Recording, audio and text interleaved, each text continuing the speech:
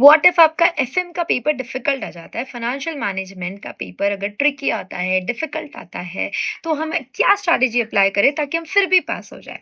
So in this video I am going to tell you that, तो ये video आप and तक जरूर देखिए। देखो, फाइनेंशियल मैनेजमेंट का जो पेपर है या एमए का जो पेपर है, दोनों में से एक पेपर जनरली ट्रिकी आने ही वाला है, और ऐसा होता ही है। आप प्रोफेशनल एग्जाम दे रहे हो तो थोड़ा बहुत एक्सपेक्टेशन आपने रखनी ही चाहिए और माइंडसेट अपना रेडी रखना चाहिए। तो सबसे पहली चीज, keep your mind ready, accept the fact कि दोनों में से एक पेपर आप लोगों को दिक्कत देने वाला है। It is not going to be as simple like O M जैसा, हाँ बहुत आसान आ गया है, या इजी या मॉडरेट लेवल का आया। किसी किसी को मॉडरेट गया होगा, लेट से ओएम, तो मॉडरेट लेवल का आने से अच्छा आपको मैं बताती हूँ कि डिफिकल्ट आके क्या होगा आप लोगों के साथ।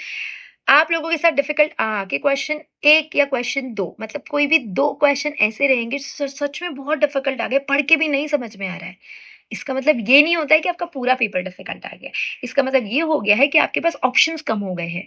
आप जो रिलाई करके गए वैसा नहीं हो रहा है। आप जिन टॉपिक पे रिलाई करके गए वो टॉपिक्स आप लोगों को धोखा दे रहे हैं। तो आप लोगों के ऑप्शंस कम हो जाएँगे सॉल्विंग के, लेकिन इसका मतलब ये नहीं कि आप पेपर कुछ भी नहीं सॉल्व कर पाओगे बेटा, फिर भी आप पेपर सॉल्व कर पाओगे।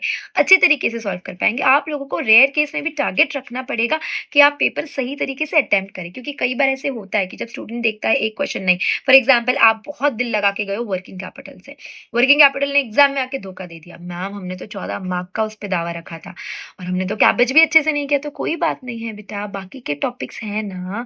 ऐसा है क्या कि आप उतना अटेम्प्ट नहीं करोगे तो पूरा ही पेपर खराब हो जाता है? नहीं। आपका अगर पेपर डिफिकल्ट भी आता है तो कुछ ऐसे टॉपिक्स भी है जो आपकी जान बचाएंगे। जैसे कि आप लेवरेज देखो, अगर वो पेपर में आता है तो आप सॉल्व कर पाओगे। कॉस्ट ऑफ कैपिटल पेपर में आता है तो आप सॉल्व कर पाओगे। डिविडेंड पॉलिसी अगर आपके पेपर में आता है आप वो भी सॉल्व कर पाओगे। उसके अलावा अगर हम बात करेंगे रेशियो या वर्किंग कैपिटल, दोनों में से एक तो आप फिर भी सॉल्व कर पाओगे। उसके अलावा कॉमन साइज पे क्वेश्चन आता है, कंपैरेटिव स्टेटमेंट पे क्वेश्चन आता है, वो भी आप सॉल्व कर पाओगे। अगर आपने डीए की थ्योरी की है तो आप वो भी कर पाओगे, क्योंकि डीए की थ्योरी तो डिफिकल्ट नहीं आने वाली है। पेपर कितना भी डिफिकल्ट रहने दो, डीए के आप लोगों को क्वेश्चन नंबर 8 आता है, मतलब वो 14 मार्क, और 2A के अंदर भी आता है, मतलब वो 7 मार्क्स, तो आपको 21 मार्क्स तो डीए देने ही वाला है। और एमसीक्यू डिफिकल्ट रह रहे के भी कुछ तो थियरी एमसीक्यू होंगे ना जो जान बचाएंगे।